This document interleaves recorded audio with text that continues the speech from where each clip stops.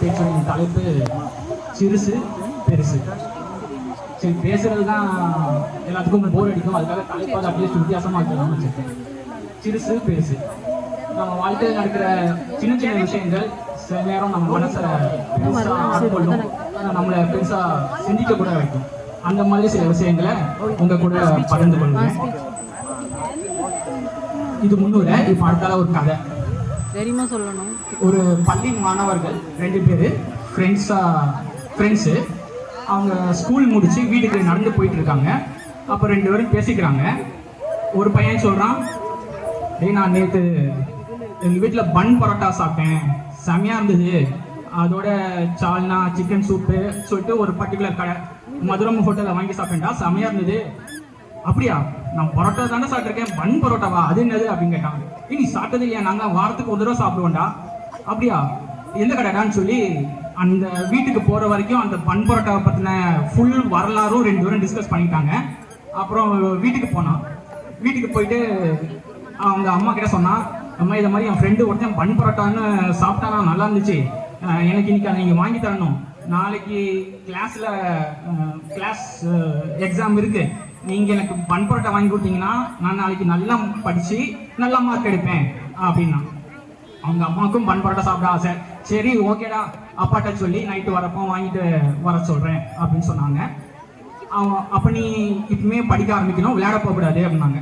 சரி, அவன் மனசு ஃபுல்லாக பன் பரோட்டா தான் இருந்துச்சு. சரி அம்மாவுக்கு சொல்லுமேன்னு சொல்லி படிக்க ஆரம்பித்தான். படிக்கிறது அவன் ஜஸ்ட் வாயில ஏதோ புக்கை பார்த்து படிச்சுட்டே இருந்தான்னு தவிர அவன் மனசு ஃபுல்லாக பன் பரோட்டா. எப்போ அப்பா பன் பரோட்டா வாங்கிட்டு வருவாங்க, எப்போ சால்னா சிக்கன் சூப் வச்சு சாப்பிட்லாம், நம்ம ஃப்ரெண்டு சொன்னது எப்படி இருக்கு, அதுதான் அவன் மனசுல இருந்தது. சரி, நான் படிச்சுட்டே இருந்தான், ஏதோ அரைகுறையாக படித்தான். நைட்டு அவங்க அப்பா வந்தாங்க, பன் பரோட்டா வாங்கிட்டு வந்தாங்க. சொன்ன மாதிரியே பன் பரோட்டாவை நல்லா பிடிச்சி போட்டு சால்னா ஊற்றி ஒரு வெட்டினான். அதில் அவன் படித்ததும் பாதி மறந்துடுச்சு, நாளைக்கு பரிசுங்கிறதும் மறந்துட்டான். அந்த பன் பரோட்டாலாம் இப்போ அவன் மனசு ஃபுல்லாக இருந்துச்சு. சரி, பன் பரோட்டாவை படிச்சுட்டு சாப்பிட்டுட்டு படிக்கலாமேன்னு புக்கை திறந்தா தூங்கிட்டான். அடுத்த நாள் காலையில் போகிறான், பள்ளிக்கூடத்தில் பரீட்சை வைக்கிறாங்க. அவங்க கிளாஸ் டீச்சர் சொல்லிட்டாங்க, இந்த பரீட்சையில் நான் சில எக்ஸ்ட்ரா சப்ஜெக்ட் கேள்வியும் கேட்டிருக்கேன், அதுக்கு யாரெல்லாம் பதில் எழுதுறீங்களோ அவங்களுக்கு ஒரு சிறப்பு பரிசு கொடுக்கப்படும் அப்படின்னு. சரி, நம்ம ஏதோ அரைகுறையாக படிச்சுட்டோம், எப்படியா எழுதிடலான்னு சொல்லிட்டு பரீட்சைக்கு எழுத போகிறான். அவசரமாக யோசிக்கிறான். ஏன்னா அவன் மனசு ஃபுல்லாக இப்போ பன் பரோட்டா சாப்பிட்டது தான் இருக்க தவிர அவன் அதுக்கு முன்னாடி படித்ததெல்லாம் மறந்துடுச்சு. சரி எழுதலான்னு சொல்லிட்டு அவசரமாக எழுதுறான். அதில் இடையில ஒரு கேள்வி வந்துச்சு, நமது பண்பாட்டை பற்றி சிறு குறிப்பு வரைக. அது அவன் அவசரத்தில் என்ன படிச்சிட்டான்னா, நமது பன் பரோட்டாவை பற்றி சிறு குறிப்பு வரைக. வர சொல்லிட்டாங்களா, இதுதான் அந்த எக்ஸ்ட்ரா சப்ஜெக்ட் கொஸ்டின் போல. சரி, பன் பரோட்டா வாழை இலைய வரைஞ்சி பன் பரோட்டாவை வரைஞ்சி பக்கத்துல சிக்கன் சூப்பு சால்னான்னு எல்லாத்தையும் வச்சு அதோட பன் பரோட்டா வரலாறையே எழுத ஆரம்பிச்சிட்டாங்க. பன் பரோட்டா செய்வது எப்படி, பன் பரோட்டாவின் சுவை, அந்த ஹோட்டல் எந்த ஹோட்டலு, பன் பரோட்டா மாஸ்டர் பேரு எல்லாத்தையும் எழுதி பக்கமா எழுதிட்டான். சரி, நமக்கு நல்ல மார்க், நமக்கு சிறப்பு பரிசு கிடைக்கும்னு முடிவு பண்ணிட்டான். சரி, பரிசு எழுதி கொடுத்தாங்க. அடுத்த நாள் வாத்தியார் பரீட்சை பேப்பரை திருத்துறாங்க. அப்போ இந்த கொஸ்டினை பார்க்குறப்போ அவருக்கு என்னடா பண்பாட்டை பற்றி கேட்டால் பரோட்டாவை பற்றி எழுதியிருக்காங்க. ஆனால் அவரும் பன் பரோட்டா ஃபேனு. சரி, இதுதான் இப்போ உள்ள ட்ரெண்டிங் பண்பாடு போல, என்னதான் இருந்தாலும் ஒரு பன் பரோட்டாவை இவ்வளோ தூரம் ரசித்து எழுதியிருக்கானே, சரி ஒரு கனெக்ட் பண்ணி ஒரு பாதி மார்க் போட்டாங்க. இதுக்கு அடுத்த கேள்விதான் ரொம்ப விசேஷம். அதுக்கு அடுத்த கேள்வி என்ன இருந்துச்சுன்னா, ஜனநாயகத்தை பற்றி உங்களது கருத்து. இதுதான் ஆக்சுவலா அந்த எக்ஸ்ட்ரா சப்ஜெக்ட் கொஸ்டின். அதுக்கு அவன் எழுதிருந்தான் பாருங்க, T69 மலர் போகுது புதுகாலம், ஐ எம் வெயிட்டிங். படிச்சவருக்கு ஒன்றும் புரியல, வாத்தியாருக்கே ஒன்றும் புரியல.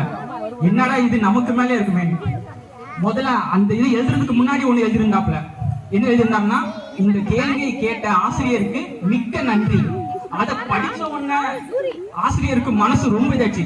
எக்ஸ்ட்ரா சப்ஜெக்ட் கேட்டா எல்லாம் திட்டுவாங்க, இவர் என்னன்னா நம்மள நன்றின்னு சொல்லியிருக்கானே, இவனை எப்படியாவது நல்லா படிக்க வச்சு ஸ்கூல் டாப்பர் ஆக்கணும்னு நினைச்சிருந்தாரு. அதுக்கு அடுத்த லைனை படிச்சாரு, அதுதான் T69 பொற்காலம் வரப்போகுது, ஐ ஆம் வெயிட்டிங். படிச்சவருக்கு ஒன்றும் புரியல. பக்கத்து வாத்தியார்ட்ட கேட்டாரு, சார் இப்படி எழுதிருக்காங்களே, இல்லை என்ன சார் நீங்க இவர் தான் டாப்பர் ஆக நினைச்சீங்களா? ஆமாங்க, அவர் உங்களை பூமர் ஆக்கிட்டாரு. என்ன சொல்ல வரீங்க? ஆமா, தளபதி 69. இப்போ தளபதி நடிச்சு வரப்போற படத்தோட பேரு ஜனநாயகம். பொற்காலம் வரப்போகுது, அது உங்களுக்கே தெரியும். ஆனா அது இல்ல, அது ஜனவரி மாசம் ரிலீஸ் ஆக போகுது. அடுத்த புது வருஷம் வரப்போகுது.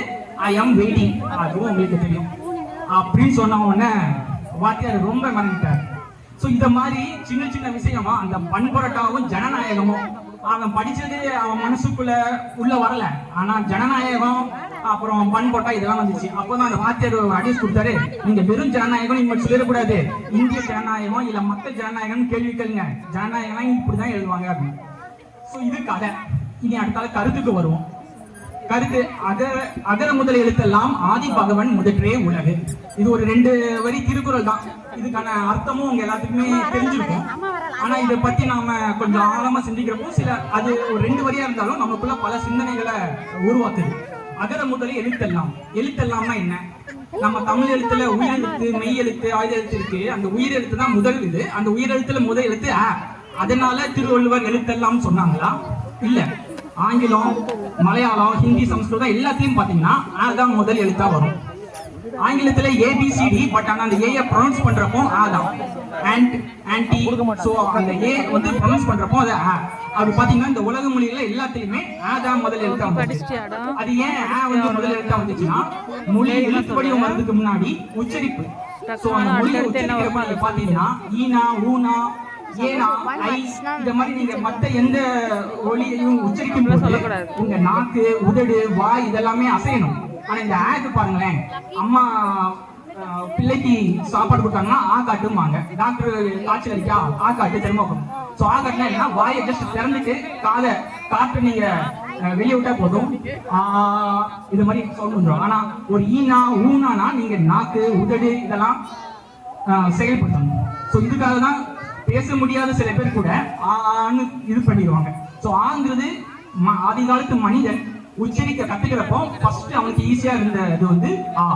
அது இந்த தமிழ்ல மட்டும் இல்ல, உலக மொழிகள் எல்லாத்துலயும் அதனாலதான் ஆங்கிற அந்த உச்சரிப்பு வந்து முதல்ல இதா இருக்கு. அது எழுத்து வடிவம் வரும்போது வந்து. ஸோ இதுதான் அந்த அகர முதல எழுத்தெல்லாம். இப்போ அதுக்கடுத்தது ஆதி பகவன் முதற்றே உலகு. உலகுனா நாம இருக்கிற இந்த உலகம் மட்டும் இல்ல, இந்த உலகம் இருக்கிற இந்த அண்டம். இந்த அண்டம் எப்படி உருவாகுச்சு அப்படின்னா, இப்ப இருக்கிற சயின்ஸ் படி பாத்தீங்கன்னா பிக் பேங் தியரி, பெருவெடிப்பு. இந்த பிக் பேங் தியரி என்ன சொல்லுதுன்னா, ஆதியில இப்போ அண்டம் வந்து நம்மளோட கேலக்சி எல்லாமே ஒன்னோட ஒண்ணு எக்ஸ்பேண்ட் ஆகிட்டே போயிட்டே இருக்கு, தள்ளி தள்ளி போய்கிட்டே இருக்கு. அதை டெலஸ்கோப் வச்சு பாக்குறப்போ அதோட ரெட் வேரியேஷன் அதெல்லாம் வச்சு கண்டுபிடிக்கிறாங்க. ஒவ்வொரு நாளும் அண்டம் எல்லாமே ஒன்னோட ஒண்ணு விலகி போய்கிட்டே இருக்குது. அப்போ இதுக்கான தொடக்க புள்ளி எப்படி இருக்குன்னு பாத்தீங்கன்னா, எல்லாமே சுருங்கி ஒரு சின்ன நம்ம கண்ணுக்கே பார்க்க முடியாத ஒரு சின்ன துகளா இருந்தது. அந்த சின்ன துகள் ரொம்ப அடர்த்தியாகவும் ரொம்ப வெப்பம் மிகுந்ததாகவும் இருந்தது. அந்த வெப்பம் மிகுந்த ஒரு சின்ன துகள் எக்ஸ்பேண்ட் ஆச்சு. அது எக்ஸ்ப்ளோஷன் ஆகுறப்ப தான் ஃபர்ஸ்ட் ஒரு லைட் வருது, லைட் எனர்ஜி வருது. அதுக்கப்புறம் தான் இந்த யூனிவர்ஸ் அந்த சின்ன பார்ட்டிகள் இருந்து தான் இந்த பெரிய அண்டம் உருவாச்சு. ஸோ இதை தான் திருவள்ளுவர் ஆதி பகவன், அதாவது வெளிச்சம்னா பகல், நம்ம இப்போ பகல்னு சொல்லுவோம், சூரிய வெளிச்சம் வர்றத பகல்னு சொல்லுவோம், இருட்டு இருள். ஸோ இந்த பகல் அதுதான் பகவன். ஆதி பகவன்னா நம்ம இப்போ பார்க்குற சூரியன் இல்லை, அந்த யூனிவர்ஸ் வர்றப்போ எப்போ ஒரு டென்ஸ் பார்ட்டிகல் இருந்து அந்த லைட் எனர்ஜி வந்துச்சோ அந்த பர்டிகுலர் லைட் தான் ஆதி பகவன். ஸோ ஆதி பகவன் முதற்றே உலகு. ஸோ அதுதான் அகர முதல் எழுத்தெல்லாம் ஆதி பகவன் முதற்றே உலகுன்னு. ஸோ 2 வரியில திருவள்ளுவர் இவ்வளவு கருத்தை வச்சிருக்காங்க. நாம அதை மனசுல போட்டு சிந்திக்கிறப்போ இவ்வளவு இது கிடைக்குது. இதுதான் உங்ககிட்ட ஷேர் பண்ண நினைச்சேன். நன்றி, வணக்கம். சூப்பரா பேசுறீங்க. உண்மையாலுமே